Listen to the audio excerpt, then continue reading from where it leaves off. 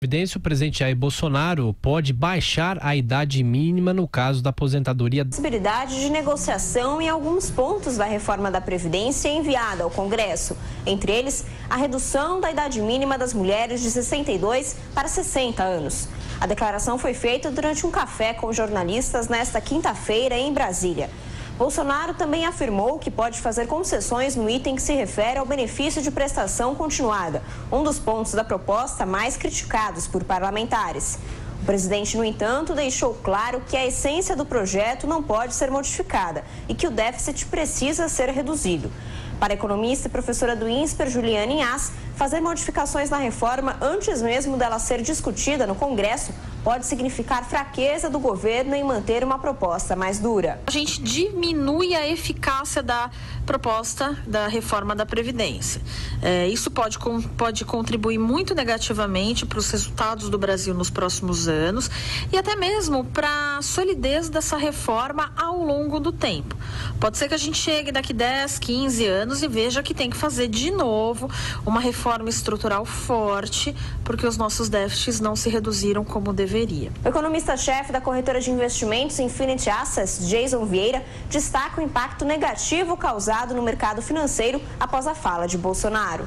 Obviamente, isso agita o mercado, não é bem visto qualquer alteração, e o presidente falar que existe gordura para queimar é algo que deveria estrategicamente não ser dito nesse momento. As declarações do presidente Jair Bolsonaro em menção a um afrouxamento da reforma ajudaram a piorar os resultados das ações, que já vinham contaminados com notícias ruins, como o crescimento baixo no PIB de 2018. A consequência foi um tombo na Bolsa Brasileira, consolidando um mês negativo para o mercado. O Ibovespa, principal índice acionário do país, recuou 1,77%. No mês, a queda foi de 1,86%. E o interessante, professor, de olho na grande renovação no Congresso, o Planalto começa a abrir a carteira para ampliar o apoio à reforma da Previdência. O governo está negociando a liberação de um bônus para os deputados e senadores de primeiro mandato que só teriam direito a emendas a partir do ano que vem. A equipe econômica alerta que qualquer mudança na Previdência precisará de uma contrapartida. O grupo liderado pelo ministro Paulo Guedes quer evitar a todo custo que as medidas reduzam a economia prevista de R$1 trilhão nos próximos 10 anos. A questão toda a reforma da Previdência ela não é popular.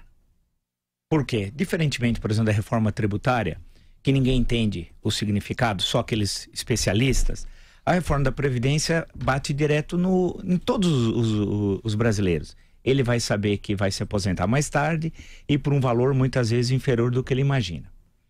Então as pessoas sabem disso, né? Tanto que todos os deputados, todos os parlamentares que defenderam a reforma da Previdência no governo Temer não se reelegeram, inclusive Rogério Marinho pelo PSDB do Rio Grande do Norte. Então é impopular isso. Sendo assim, você precisa ter uma política de comunicação, são duas coisas, tem a questão, a política, o acordo com o Congresso, a negociação no bom sentido e a política de comunicação. As duas estão desastrosas. A política de comunicação inexiste. E não pode ser feita pelo Carlos Bolsonaro, como ele ameaçou. Eu prefiro chamar de ameaça. O Carlos Bolsonaro fazer uma política de comunicação sobre previdência, que ele não entende nada.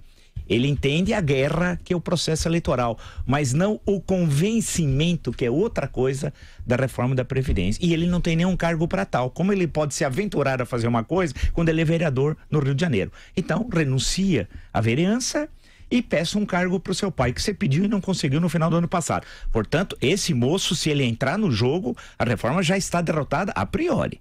Mas vamos voltar à questão rapidamente da comunicação. Precisa construir uma política de comunicação. E o governo, já 2 meses, né, de governo, não conseguiu construir.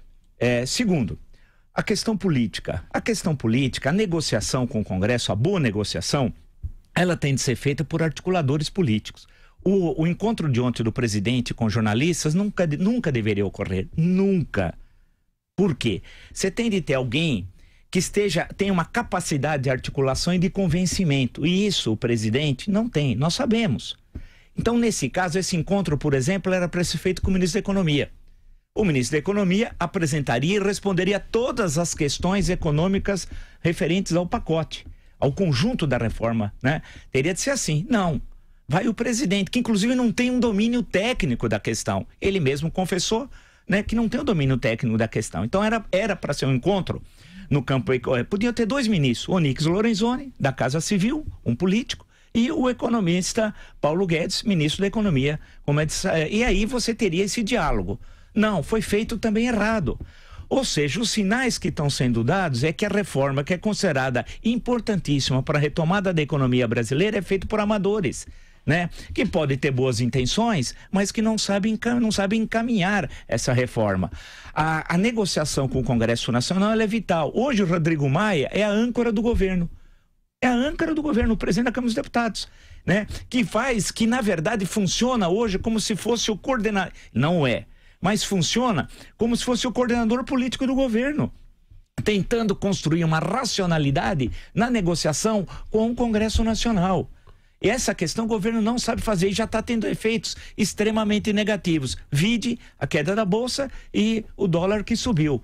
E o capital estrangeiro que não entra no Brasil enquanto não for aprovada uma reforma da Previdência que efetivamente enfrente os graves problemas das contas públicas. Mas qual é o problema? Um dos problemas, são muitos. O presidente, insisto, não acredita na reforma. Ele engoliu a reforma porque era um único jeito até de ter o posto de Ipiranga, como ele chama, o Paulo Guedes como ministro da Economia. Ele não acredita naquilo. Então é difícil quando você quer vender alguma coisa, por exemplo, tem tanta gente que é tão hábil nisso e não acredita. Você tende a acreditar no que você está vendendo, nas qualidades do produto que você está anunciando.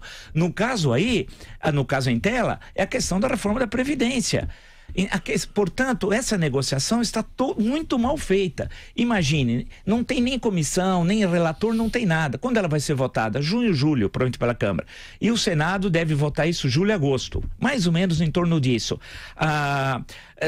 Pelo andar da carruagem, antes de ser instalada a comissão, relator, etc., você já dá passos atrás. Nós já dissemos isso aqui. O bom que aqui, quem nos acompanha sabe, você não inicia uma negociação desse jeito, está tudo errado. Ou o governo dá uma ordem unida, que agora tem de ser assim, ou dá uma ordem unida e coloca, organiza, planeja como vai aprovar a reforma da Previdência, ou se continuar fazendo o que está fazendo, que é errado, né, vai aprovar uma reforma muito tímida, que vai ter uma repercussão muito pequena na economia e em termos políticos será desastroso. E volta a questão. E vai enfraquecer o ministro da Economia. E o ministro da Economia já disse, inclusive, antes de chegar ao Ministério da Economia, que, se for o caso, se incomodar muito e ele se sentir incomodado em relação à carta branca que tem, se ele perceber que não tem mais, ele pega o boné dele e vai embora. Imagina o que poderá ser esse governo sem Paulo Guedes e, como eu falei anteriormente, no caso da desautorização do ministro Sérgio Moro, sem Sérgio Moro não há governo. Esses são os 2 pilares fundamentais para garantir a respeitabilidade do governo, são essenciais. O presidente, portanto... por fim, uma última observação, desculpe até a extensão, as viagens internacionais, o que ele vai fazer em Israel? Agora, vai viajar daqui a pouco para Israel. O que vai fazer em Israel? Que importância tem para a reforma da Previdência? E os Estados Unidos, para quê? Nessa hora você tem de estar no Brasil, depois você viaja até para Marte, vai para Mercúrio, Plutão, vai para onde quiser. Primeiro aprove a reforma que vai dar viabilidade política e econômica ao seu quadriênio. Depois, aprovou? Vai para onde você quiser.